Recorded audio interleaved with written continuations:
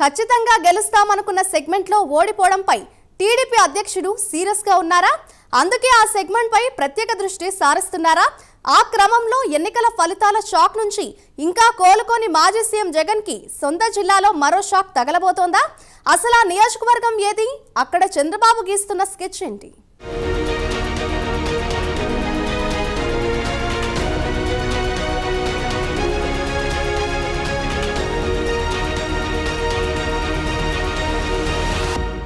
ఉమ్మడి కడప జిల్లాలోని రాజంపేట నియోజకవర్గంపై టీడీపీ పెద్దలు ఫోకస్ పెట్టారట.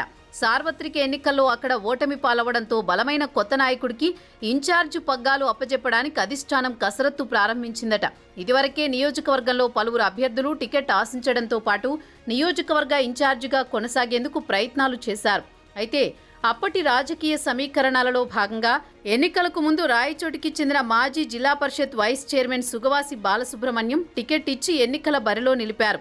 కానీ గెలవాల్సిన సీటు ఓడిపోవడంతో ఇప్పుడు సమర్థవంతమైన నాయకత్వం కోసం పార్టీ అన్వేషణ ప్రారంభించిందట.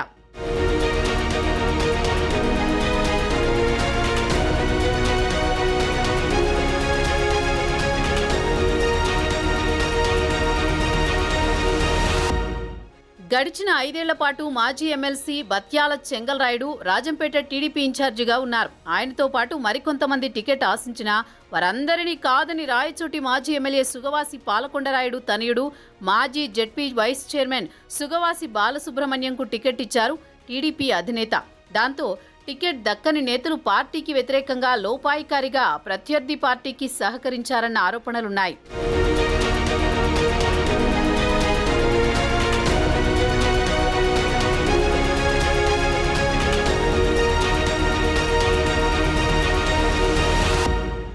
సొంత వారి వెన్నుపోట్ల వల్లే గెలవాల్సిన సీటు పోగొట్టుకున్నామని పార్టీ అధిష్టానం పోస్టు మార్టంలో తేలిందట. ఆ క్రమంలో ఎన్నికల తర్వాత కొందరు నేతలపై పెద్ద ఎత్తున ఫిర్యాదులు సైతం అందాయి. దీంతో ఇప్పుడు ఉన్న నాన్ లోకల్ నేతలను కాదని మరో సమర్థవంతమైన నాయకత్వం ఇక్కడ అవసరమని టీడీపీ అధినేత చంద్రబాబు భావిస్తున్నారు. అందులోనూ స్థానిక నేత అయితే బాగుంటుందన్న నిర్ణయానికి వచ్చారట.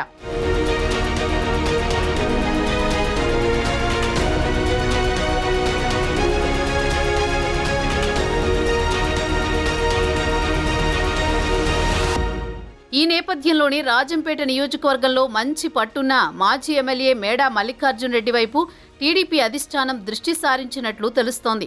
ఆయన 2014లో టీడీపీ తరపున ఎమ్మెల్యేగా గెలిచి 2019లో వైసీపీ తరపున ఎమ్మెల్యేగా గెలుపొందారు. కానీ మొన్నటి సార్వత్రిక ఎన్నికల్లో వైసీపీ తరపున టికెట్ లభించకపోవడంతో ఎన్నికలకు దూరంగా ఉండిపోయారు. టీడీపీ టికెట్ ఆఫర్ చేసినా ఆయన స్పందించలేదు. ఇప్పుడు ఎన్నికల తర్వాత టీడీపీ తరపున ఉన్న నేతలందరూ నాన్ లోకల్ వారే కావడంతో చంద్రబాబు స్వయంగా మేడా వైపు ప్రధానంగా దృష్టి సారించినట్లు తెలుస్తోంది.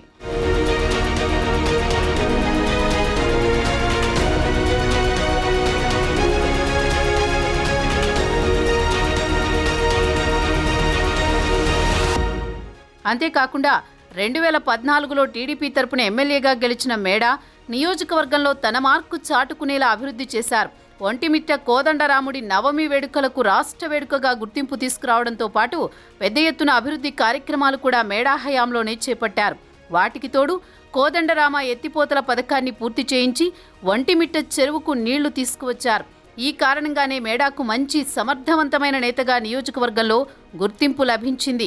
ఓవైపు అభివృద్ధి చేయడంతో పాటు సొంత క్యాడర్ను బలోపేతం చేసుకున్న మేడా మల్లికార్జున్ రెడ్డి పార్టీలతో సంబంధం లేకుండా గెలవడమే ఆయన సమర్థతకు నిదర్శనమంటున్నారు. ఆ కారణంగానే ఇప్పుడు మేడాను రాజంపేట టీడీపీ ఇన్ఛార్జిగా నియమిస్తే పార్టీకి మళ్లీ పూర్వవైభవం రావడం ఖాయమని చంద్రబాబు భావిస్తున్నారట. అదే జరిగితే మొన్నటి ఎన్నికల్లో పోటీకి దూరమైన మేడా మరోమారు రాజంపేట నియోజకవర్గంలో చక్రం తిప్పడం ఖాయమన్న అభిప్రాయం వ్యక్తమవుతోంది.